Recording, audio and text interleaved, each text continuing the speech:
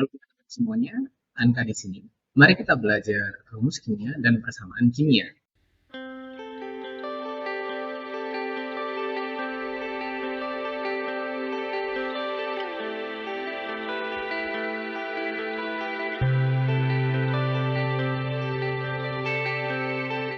Di kesempatan kali ini, kalian akan belajar bagaimana sih cara menulis rumus kimia yang baik dan benar untuk unsur dan senyawa. Dan pastinya kita juga akan belajar bagaimana sih cara untuk menulis persamaan kimia dengan disertai state symbol, yaitu simbol-simbol yang menyatakan fase-fase dalam suatu unsur atau senyawa. Sebelum kita mempelajari bagaimana cara menulis rumus-rumus dalam kimia, ada baiknya kita belajar dulu apa sih rumus itu. Jadi rumus di sini adalah suatu cara yang paling simpel agar kita dapat menulis suatu substansi, yaitu suatu unsur atau suatu senyawa di dalam suatu reaksi kimia. Rumus kimia sendiri bisa dibagi menjadi 3 bagian. Yang pertama, rumus kimia untuk unsur, yang kedua rumus kimia untuk senyawa kovalen, dan yang ketiga adalah rumus kimia untuk senyawa ionik. Mari kita mulai dengan rumus senyawa untuk unsur. Jadi, rumus senyawa untuk unsur adalah apabila teman-teman ingin menuliskan lithium, maka teman-teman hanya perlu untuk menulis Li saja. Karena rumus-rumus untuk unsur itu adalah simbolnya sendiri yang dapat kalian temukan dalam tabel periodik. Tetapi di sini kalian harus berhati-hati karena ada beberapa unsur yang berbentuk molekul seperti H2 di sini. Gas ini adalah gas diatomik yang memiliki 2 unsur hidrogen atau 2 atom hidrogen yang berikatan satu sama lain. Jadi, kita tidak bisa menuliskan hidrogen sebagai H saja, melainkan kita harus menulis hidrogen secara keseluruhan. Untuk unsur-unsur yang bisa kalian tulis dengan menggunakan simbolnya sendiri, itu adalah metal seperti lithium, berilium, sodium, magnesium, potasium, kalsium, dan gas ideal.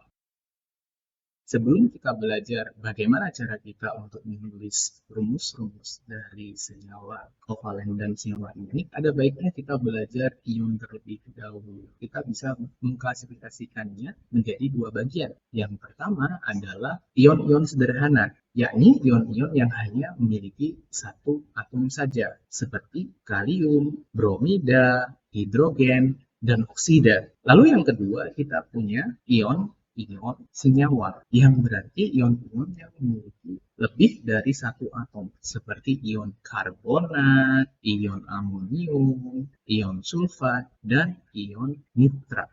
Ion terdiri atas 2 bagian. Yang pertama adalah kation, yaitu ion-ion yang memiliki muatan positif. Nama kation itu adalah nama elemen itu sendiri. Permisalannya di sini kita punya kation K+, itu potasium atau kalium dalam bahasa Indonesia. Sedangkan untuk anion, kalian harus dapat mengedit ini terlebih dahulu. Jadi, seperti di sini kita punya ion bromida. Kita ubah nama belakangnya menjadi ida. Tidak cuma bromida, kita juga ada klorida atau ion fluorida.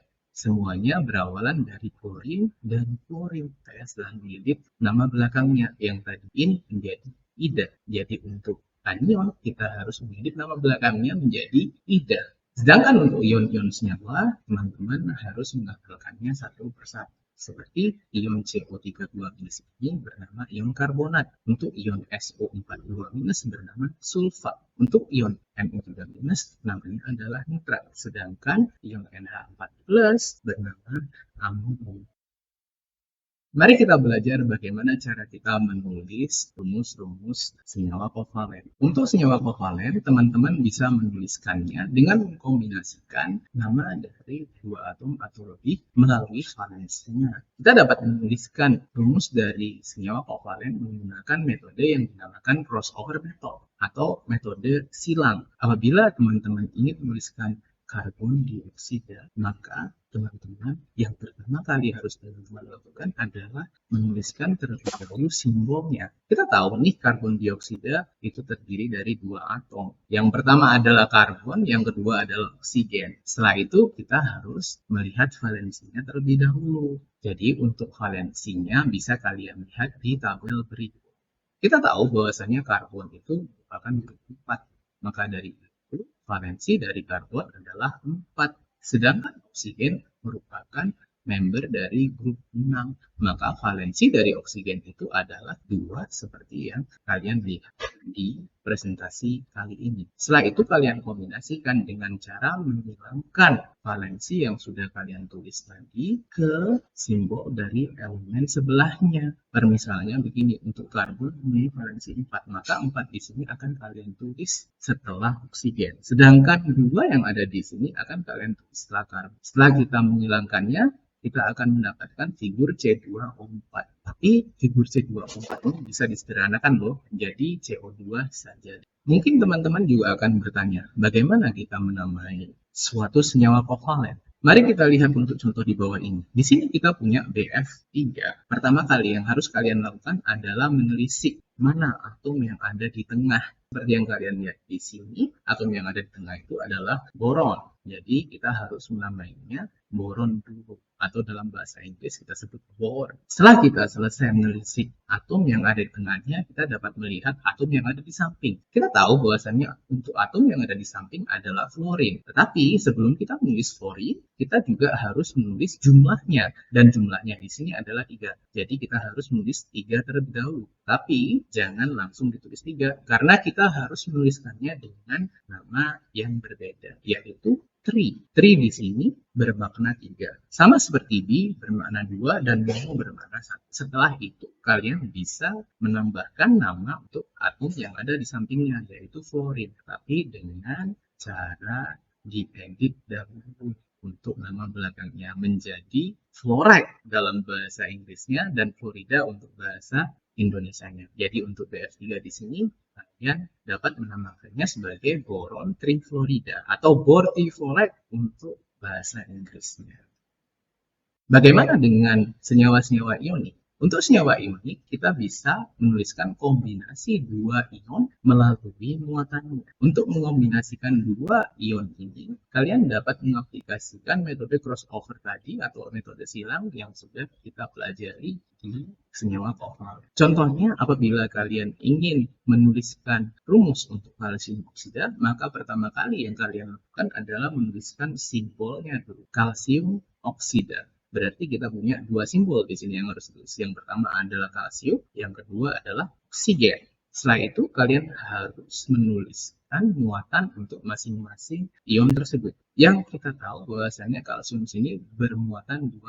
Sedangkan oksigen di sini bermuatan 2-. Lalu kita dapat menghilangkannya seperti yang sudah kalian lakukan di senyawa kovalen. 2 akan kalian tulis setelah oksigen, sedangkan 2- akan kalian tulis setelah kalsium. Setelah kalian menghilangkannya, kalian akan mendapatkan figur Ca2O2 yang bisa kita sederhanakan menjadi CaO saja. Mungkin dari kalian juga bertanya, untuk penamaannya sangat sederhana teman-teman. Kalian cuma perlu memberikan nama kation, spasi, nama anion.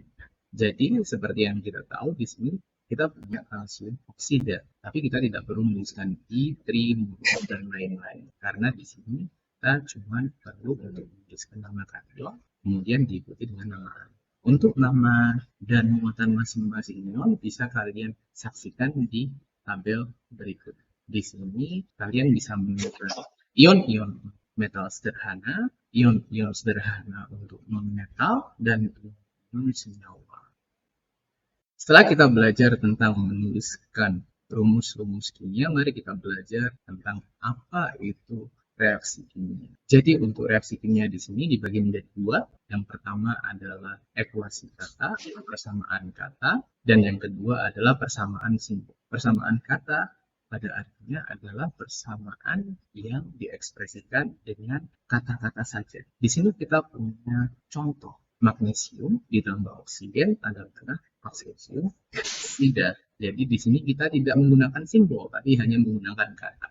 Yang dipilih disebut reaktan karena mereka adalah semua yang masuk dalam reaksi, sedangkan magnesium oksida ini yang berada di kanan disebut sebagai produk karena magnesium oksida adalah zat yang keluar pada saat reaksi selesai. Tetapi pada dasarnya di kimia kita tidak menggunakan persamaan kata. Akan tetapi kita menggunakan persamaan simbol yang diekspresikan melalui rumus dan simbol yang ada di tabel periodik.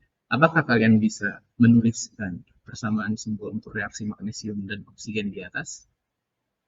Ya, persamaannya adalah Mg ditambah O2 tanda panah MgO. Tetapi perlu kalian ketahui di sini bahwasannya persamaan reaksi di sini belum setara. Kita harus menyetarakannya satu-satu. Hal pertama yang bisa kita lakukan adalah menyetarakan oksigennya terlebih dahulu dengan cara mengalihkan MgO yang ada di sebelah kanan dengan karena di sebelah kiri kalian tahu bahwasannya kita punya dua oksigen di sebelah kiri dan satu oksigen di sebelah kanan. Maka yang di kanan harus dikalikan dua.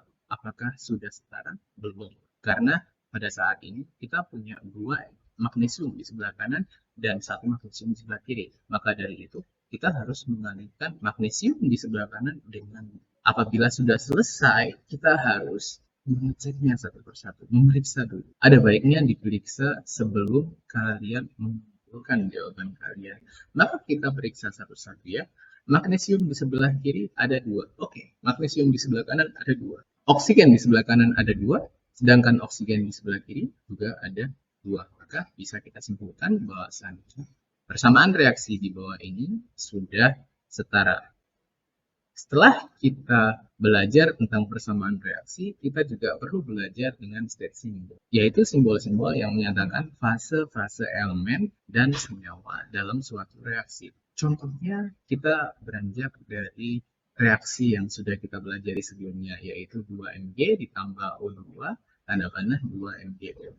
Seperti yang kita tahu di sini, Mg mempunyai state symbol S, sedangkan oksigen mempunyai state symbol G dan MgO mempunyai state symbol S. State symbol biasanya ditulis setelah unsur atau zat itu ditulis dalam reaksi kimia. Pada umumnya state symbol dibagi menjadi 4. Yang pertama adalah S untuk padatan, yang kedua adalah L untuk larutan atau liquid, yang ketiga adalah aqueous or aqui, dan biasa kita sebut di dalam larutan, dan yang terakhir adalah G, gas. Dengan berakhirnya slide tadi, maka kita telah belajar untuk menuliskan persamaan reaksi dan rumus-rumus kimia yang sangat sederhana dan dapat diimplementasikan dalam kehidupan sehari-hari teman-teman, khususnya di pelajaran kimia di sekolah. Kalau misalnya teman-teman suka dengan video ini, tinggal di like aja, atau juga teman-teman subscribe, di dislike aja. Jangan lupa untuk mengklik tombol subscribe untuk membantu channel ini berkembang, dan sampai jumpa di waktu yang akan datang.